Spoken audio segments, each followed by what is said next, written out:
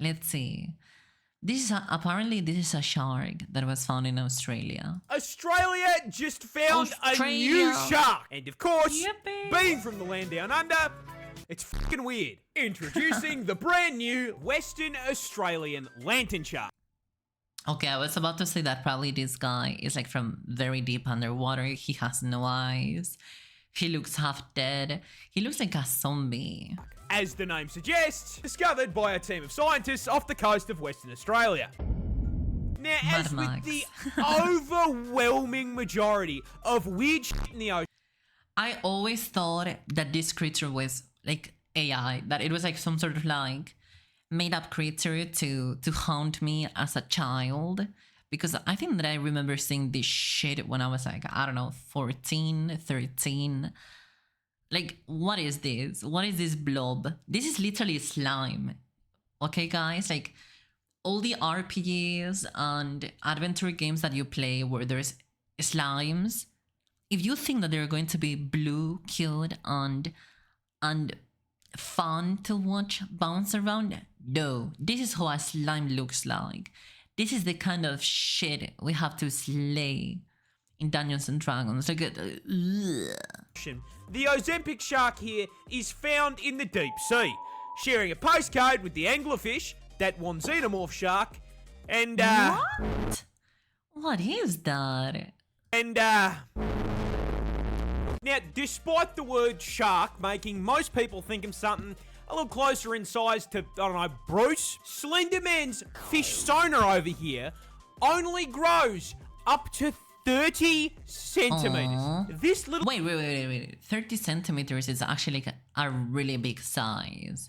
There is no shame in being 30 centimeters. It's like really big.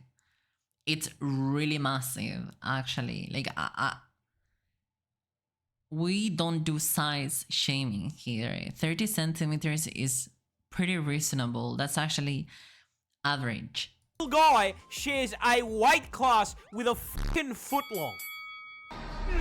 But I mean, honestly, I still personally think 30 centimeters is way too big. He could be just as good as the other sharks if he was, you know, let's just say 3 inches. However, other than being built like a fishy USB cable and owning a property in rock bottom, what makes him so weird? Simple. He fucking glows. Throwing flashbang. He glows. I was like, okay, Australia, new shark. Ooh, that's scary. Underwater. Ooh, that's scary. 30 centimeters. Okay, what's the catch? What's the catch? Is it going to be radioactive? Is it going to be uranium based? But fucking why? Well, you see, these bad boys are found in the twilight zone of the ocean, around 1.2 kilometers below the surface. A place so fucking far down, it sees less sunlight than the inside of a gacha addict's room.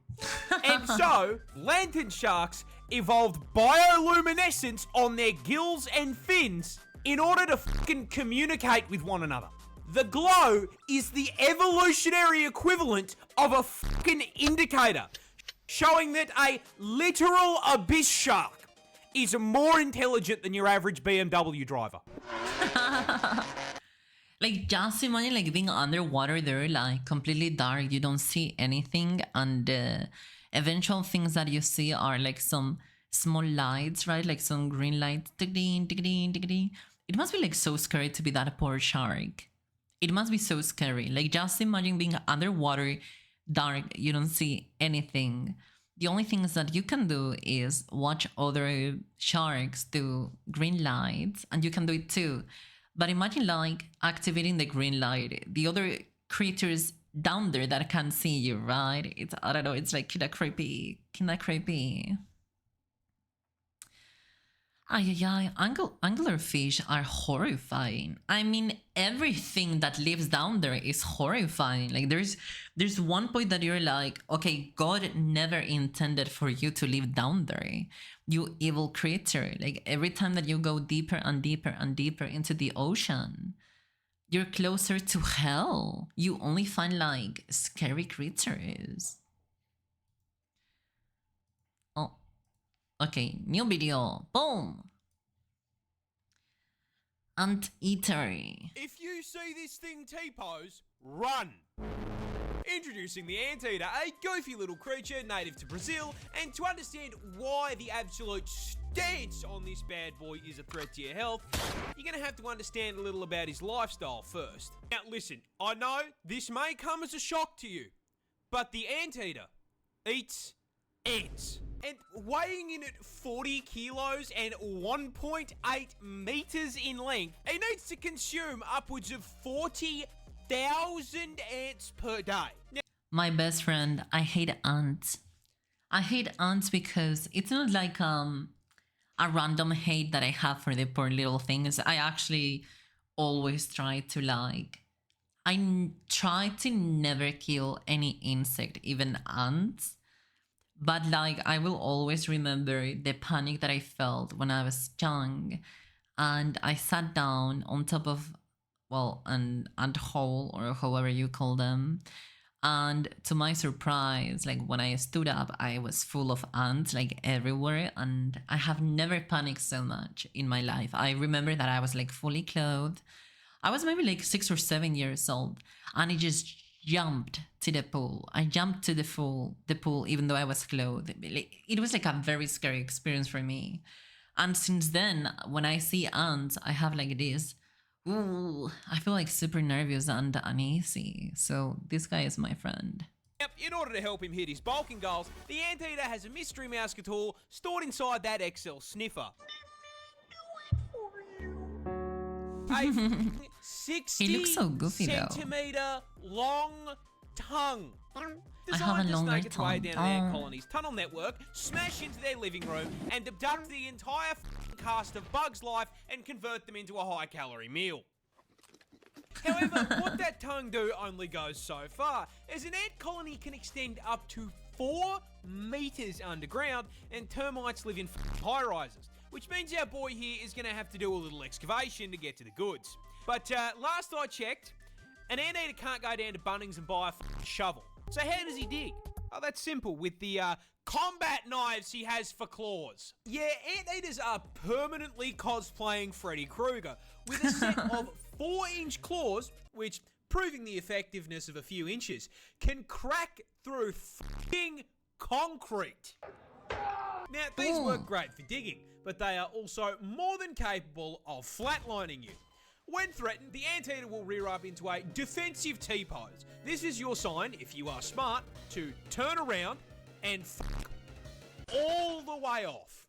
If, however, you were, say, some dumbass trophy hunter who really felt the need to try and stab an animal for no reason other than ego, the Anteater will swipe at you with those claws, which are at the perfect height to nail your inner thigh, slip through your flesh like butter, and sever your femoral artery, causing you to bleed out in 2 minutes while the Anteater watches you go meet your ancestors. Can you imagine having to explain to your ancestors who felled woolly mammoths? I was about to say, like, just imagine dying to an anteater. It sounds pathetic. But honestly, like, well deserved. I will never understand hunting for a sport. Like, it's not right. Like, I get it. Sometimes people do like to hunt, and I consider it a very reasonable way to like actually access to food, right? Like if you want to hunt and then you use every single part of the animal as food, I find it okay, and I'm going to say why. And it's that I don't think it's that bad, considering like the kind of like macro farming systems that are currently in place. If you go out there and you hunt, I guess that at least the animal has been able to live a life in the wilderness. I know that a lot of people will disagree with me, and it's absolutely fine. I just think that hunting for sport is absolutely disgusting. I think that it should never happen. It's not okay. Like, taking out a life shouldn't be a sport, no matter if it's an animal or not. You got your packed up by the most unserious creature on the planet hitting a T-pose. If you say... Honestly, getting killed by an anteater, it's like kinda hilarious, right? Because they look so goofy with that big mouth, that big nose, the big tongue. They like T-pose you. Ay ay ay.